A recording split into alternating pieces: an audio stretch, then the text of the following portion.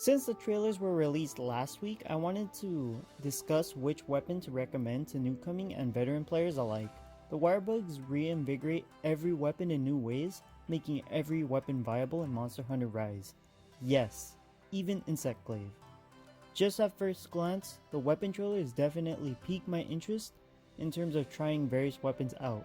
The development team did a good job of balancing the weapons while also giving them wirebug improvements. I won't tell dedicated weapon mains to play insert weapon. I intend to main charge blade myself, but this video is intended for people who don't have a clear idea of which weapon to main, or for people looking for a secondary from their main, which includes me. Before you solidify your decision, you should try every weapon, be it in the demo or after the game is released, so you can gauge whether you like the feel of a weapon, instead of just blindly following my advice. In the end, you will be the one who has to use the weapon. If a weapon doesn't click with you or you don't like how it plays, then always feel free to switch to another weapon. I had fun with the script, so take the praise for each weapon with a bit of grain of salt. Timestamps will be down below if you're only interested in specific weapons. Without further ado, let's get started. Sword and Shield is a vanilla weapon in Monster Hunter, but it is by no means basic. It has fast combos and high mobility, meaning status and element will be your ally. It is the quote-unquote beginner weapon because it can do a bit of everything that doesn't involve a bullet, just inferior. But as many Sword and Shield mains can attest, the weapon is powerful in a seasoned hunter's hands. Like Batman, you can have a Sword and Shield for every quest. Need to hunt a Rathlos? Dragon element will take it out like it's an entitled Kryptonian. And if it resists your assassination, you can throw flash bombs, traps, and endemic buddies to subdue it.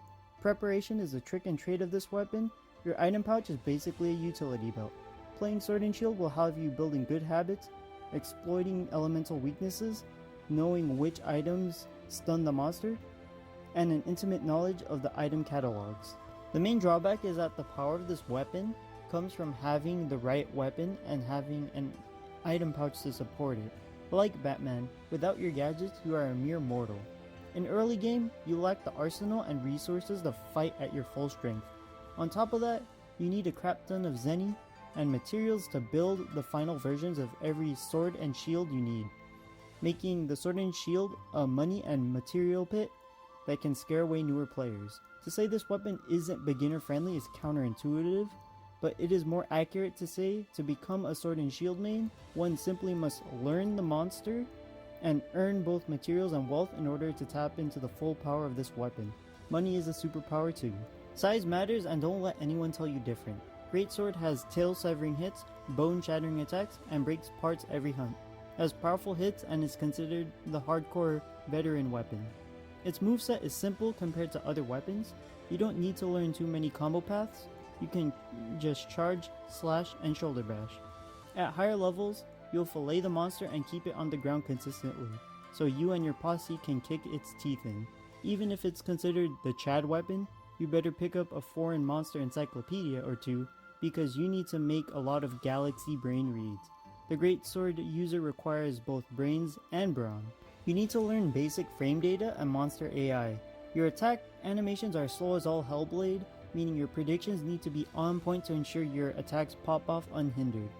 There is the strategy of hit and slap style, but you output minimal damage by comparison to consistently hitting level 3 slashes.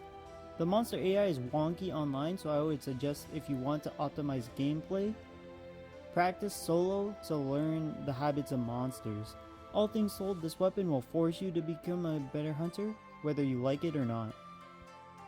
It has the second highest mobility in the game and unleashes a low lag flurry of attacks. It is a Sword and Shield's step cousin, dropping the shield for a second blade.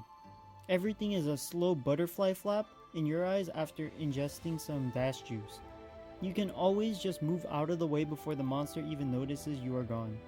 You have lagless multi-hit attacks and you will rain status or element down on the monster. Hell, some weapons even give you both.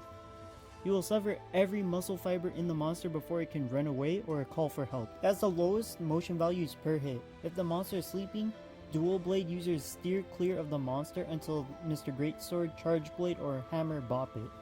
To do any meaningful amount of damage, you have to be stuck on the monster like gum on its talon. The lack of any meaningful defense means you need to learn how to dodge. If you are locked into a monster's combo, you have very few means of escaping without wirebugs. Also, for ease of gameplay, you will develop an addiction to dash juice. Your hunter friends will hold an intervention, but as long as you wield these weapons, you know you can't stop. It has counters, evasion, and ramps up damage, but your discipline enables all of these moves. The moveset is simple yet elegant. Like samurai of old, you practice your bread and butter forms, utilizing your various movement options to reposition or counterattack. Every hunt is a repetition of the last, each time honing your skills to be sharper and adapt quicker to threats both new and old. The motion of XXA is instilled in your bones.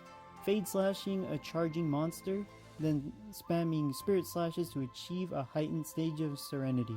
It is the only weapon that does not need any skills to augment its gameplay, rather it hones itself by focusing on raw damage.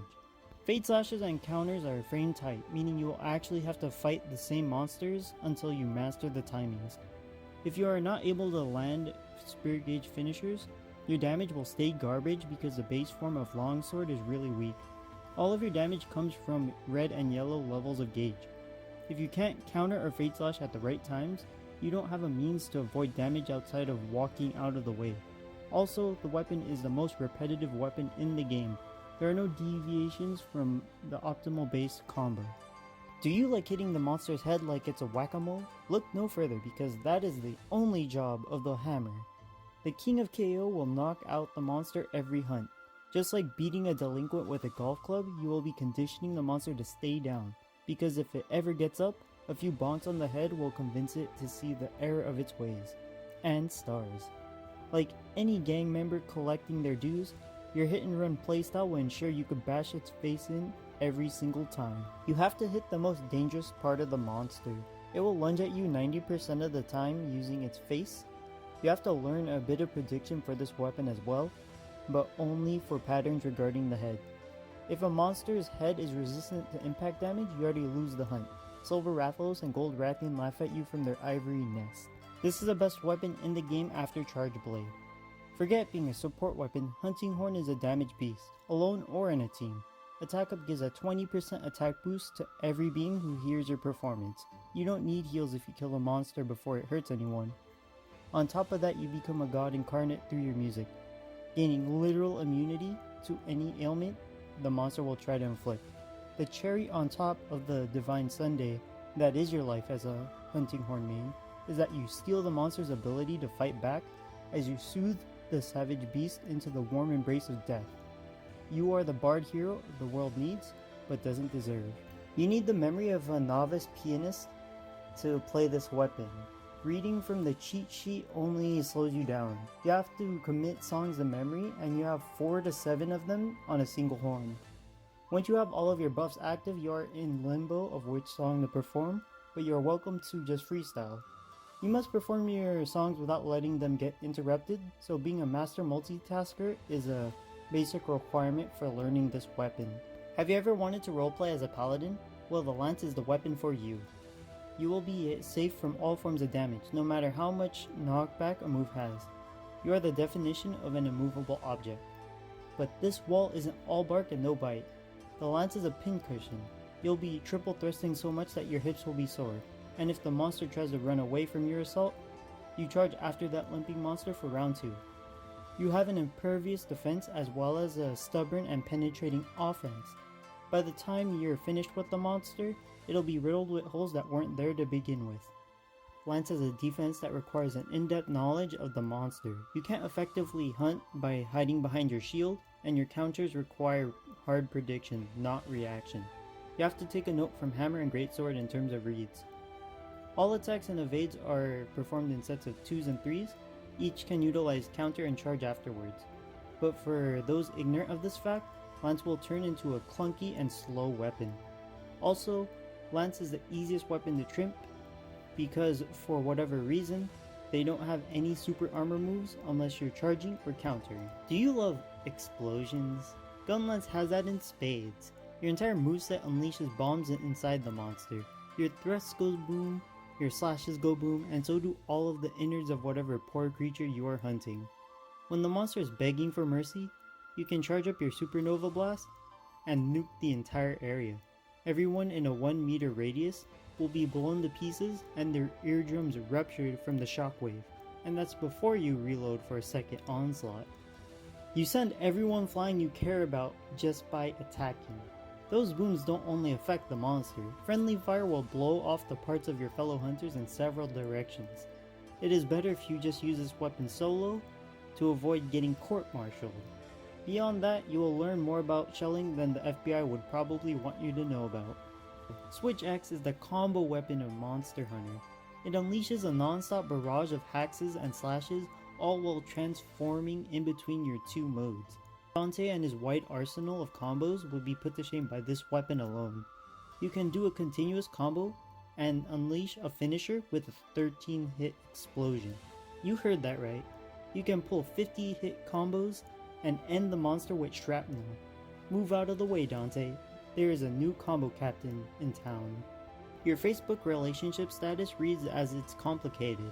You'll have to know the transformation points in every combo for optimal gameplay and sword gauge management, all while evading or walking out of the way of monsters' attacks.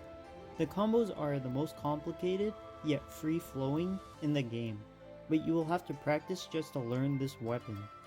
Other weapons are fundamentally easier to learn after a few hunts, but this one will take at least 20 hunts to learn all of the transformation points and more just to learn how to weave them into your sick but confusing combos. Do you like the game The Floor is Lava? Do you believe touching the floor is against your air nomad religion? Well, Insect Glaive is the weapon for you. It is the only weapon capable of using a wirebug action mid-air, meaning your broken silkbind attacks will be available as you helicopter around the monster. Every wirebug is now a second, third, and fourth jump via silkbind vault, propelling you higher into the sky.